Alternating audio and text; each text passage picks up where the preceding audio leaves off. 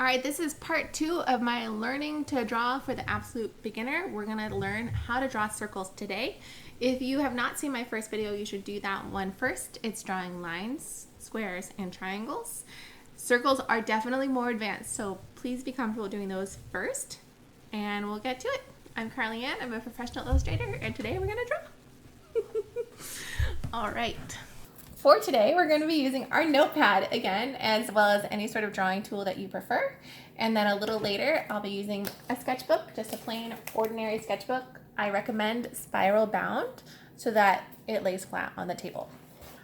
Also, as a note, no one expects you to draw an absolutely perfect circle. If you need an absolutely perfect circle, trace a cup or get one of the little circle tool things or whatever. Just you don't need to actually draw perfect circles in general as an artist.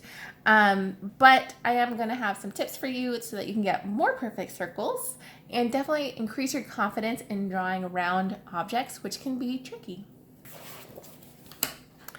All right, so just as we talked about in the last video with lines, if you can write your alphabet, you can draw circles. They're just small because you have the O and you can draw zeros and there's a P that has a circle in it.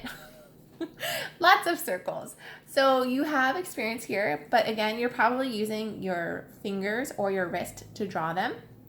And we need to learn how to draw with our shoulders. So I actually think it's fine to continue using your hand or wrist here for small circles, but if you're going to be drawing at any size, like a larger circle, you definitely have to change and use your shoulder.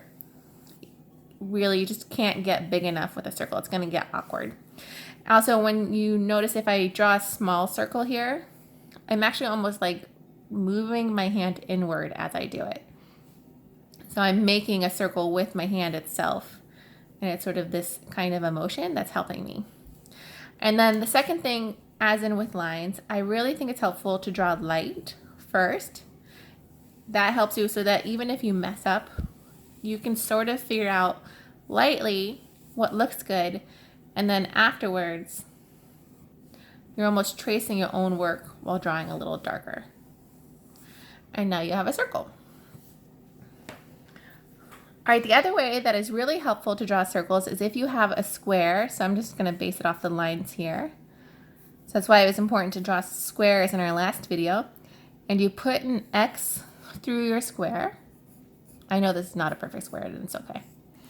And then you draw a line through that center point. What we have now is this point, and this point, and this point, which are exactly in the center of your square. And that's going to help us know where to draw the circle. And this is the thing that's going to be important to practice. And the reason is when you eventually do, let's say, perspective, and you're drawing circles in perspective, that can be really tricky. So being able to draw the square and understanding how that circle fits into a square is going to help you find those curves later on. So that's why I like this square method. The idea is that you have the cross marks that show the center, and you want to practice just barely touching each tip there. This is not a circle, this is an oval. But the idea is that it just barely touches those edges, and that's how you get your circle. And I would practice drawing circles inside of squares for a while before going to being able to do freehand circles. All right, the other tip with circles is, as in lines, we talked about drawing lightly, and that can be hard to draw lightly, especially when you're trying to draw a big circle. Using your shoulder definitely helps, but if you're really struggling, try putting your pencil on its side, because it's much harder to draw hard when your pencil's on your side like this. And again, draw lightly, and then you can go over it and draw a little darker. Now, for practicing drawing circles, obviously, just do a lot of them and do a lot of different sizes. Practice drawing it really lightly until you got about the right shape, and then going in a little harder and tracing it. That's much more difficult. You know why? Because I didn't use my shoulder when I did that. Okay, let's do that again, but let's use our shoulder this time. Ta-da! That's better. And the fun thing about drawing circles is if you really do get bored, you can make them into faces pretty easy. But anyway, so when you're drawing circles of different sizes, I recommend trying out using a different part of your body to draw it. So using just your fingers when it's really small, practice doing your shoulder here. And you can also, if you want to try using your wrist, you can try doing like a small circle and just doing little bits of it at a time while rotating your paper. I personally found this kind of hard.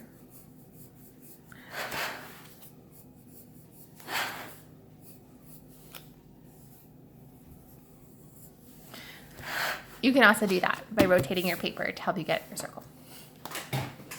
All right, and so those are my tips for drawing circles. I recommend that you practice drawing them in squares first for a while till you get really comfortable with that, and then go freehand and try drawing various sizes until you feel comfortable and that you can draw circles without really thinking about it. Like I'm not even looking at the paper, and that's not so bad. But that's because I have muscle memory, having drawn them so many times. So how about that's the check? If you can draw a circle without looking at it, and it's like pretty decent, you can move on to the next step.